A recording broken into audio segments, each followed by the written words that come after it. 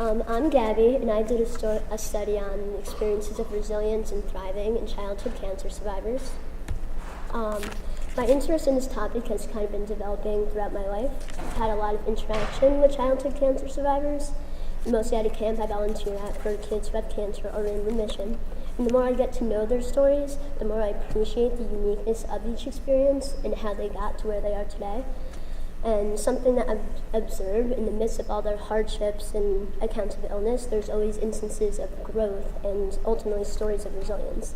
So I became very interested in what exactly it is that got them to this point, and in showing how, yes, pain and struggle is part of the story, but it doesn't have to be the whole story. And also, the survivor population is a growing population. Right now, survival rates are 80%, and that's in comparison to the 70s when it was 50%. So it's very important for professionals to know how to work with issues of survivorship just as much as is to know how to work with issues of illness and dying. When I was researching, I was mostly looking for studies that showed resilience and thriving.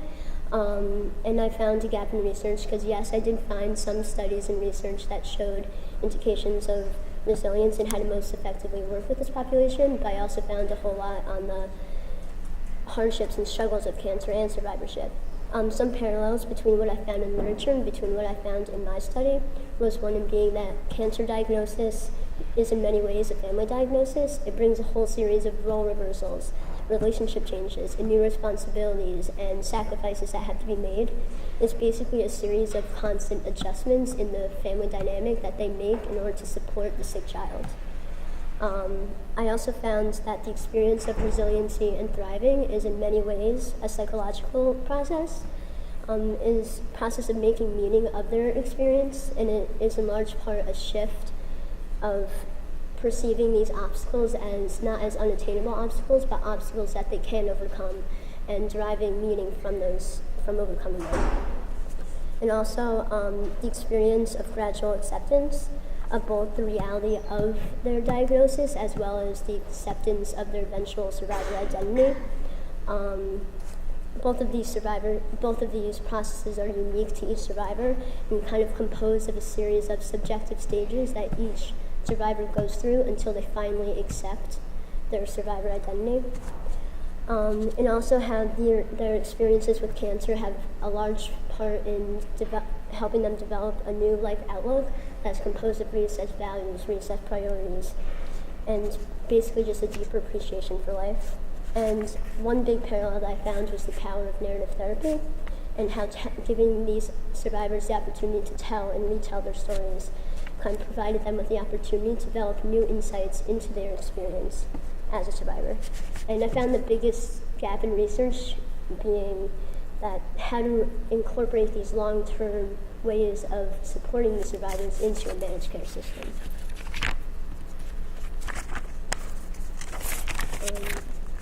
This was a qualitative study. I interviewed 6 childhood cancer survivors, 3 male and 3 female. It was one of convenience. All participants were individuals that I could personally ask for their participation, and all had received treatment from the same hospital in Connecticut, and all had attended the same camp sponsored by the American Cancer Society. It was a descriptive study in the fact that it gave a very clear picture of each survivor's experience with cancer and survivorship. And it was also an exploratory study because in these stories I was searching for the most prevalent themes that indicated resilience, and I also mostly focused on the psychosocial experience of their cancer experience. The sample was randomly selected. I sent out an email to 30 cancer survivors from the camp list asking for their participation, and from those who had responded saying that they were interested, I picked their names out of a hat, and I ended up with 6 total. Their age of diagnosis ranged from 6 to 18, and their current age ranged from age 18 to 24. The types of cancer varied. From the 6 survivors, there was 5 different types of cancer, and one survivor had actually relapsed, and he had 2 different types of cancer. I think there was like a 4-year interval.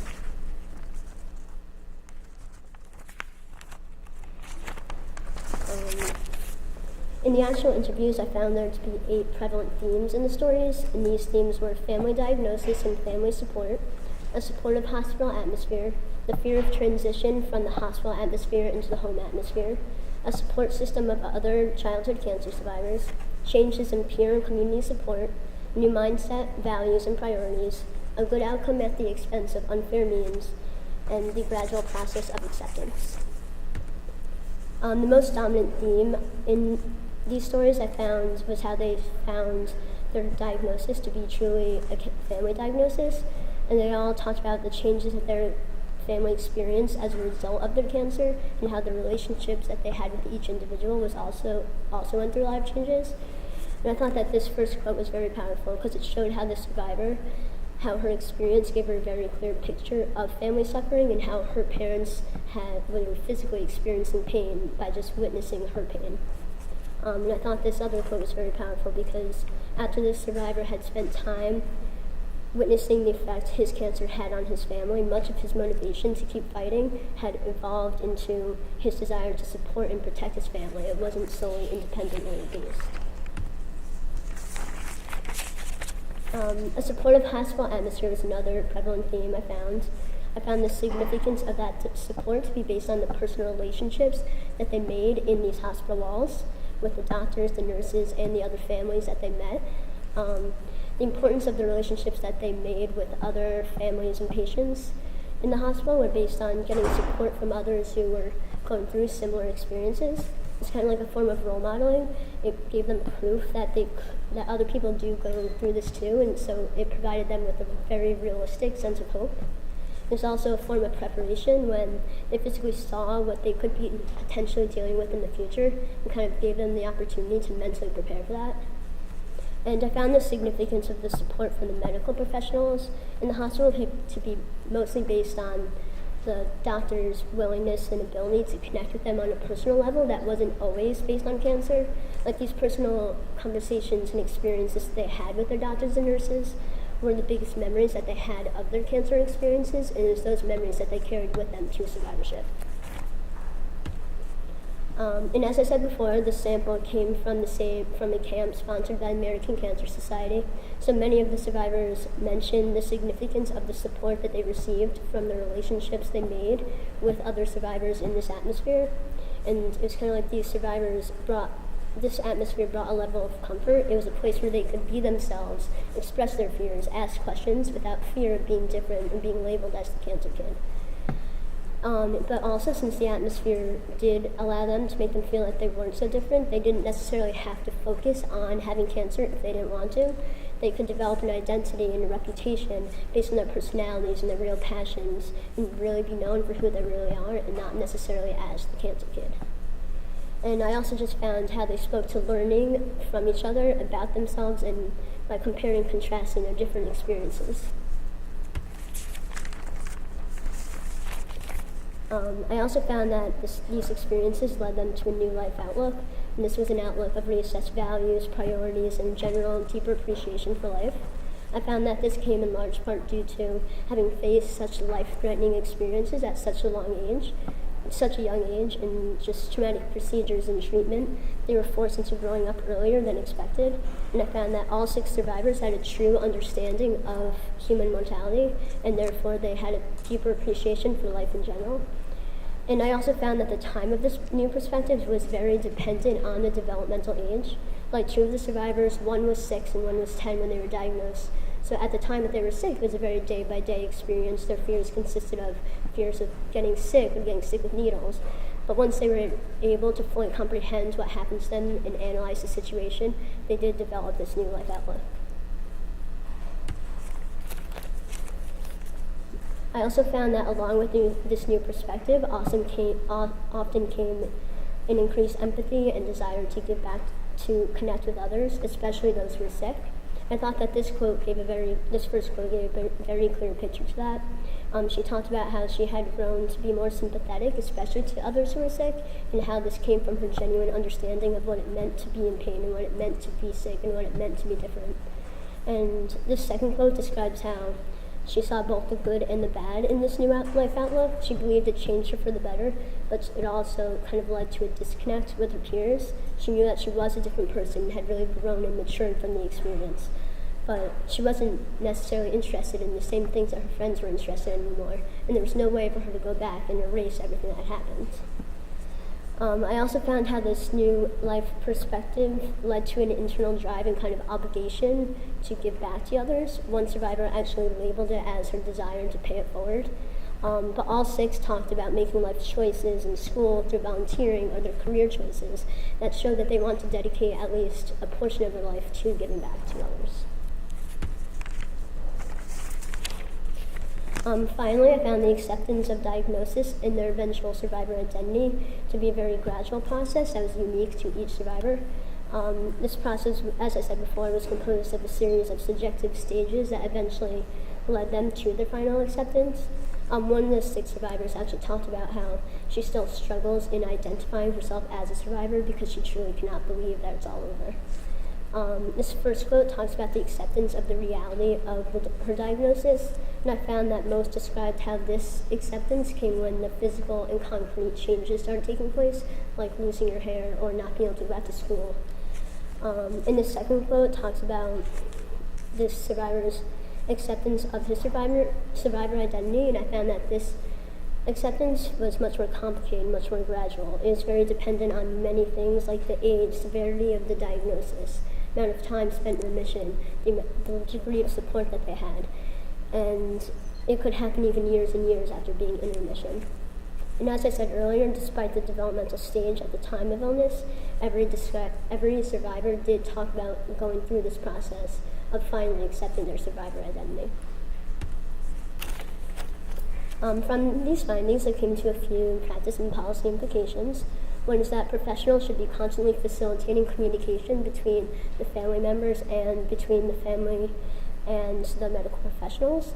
They need to work to make sure that everyone is on the same page, because the literature also points to this in the fact that it's not uncommon for children to try and protect their parents from the realities of cancer and vice versa.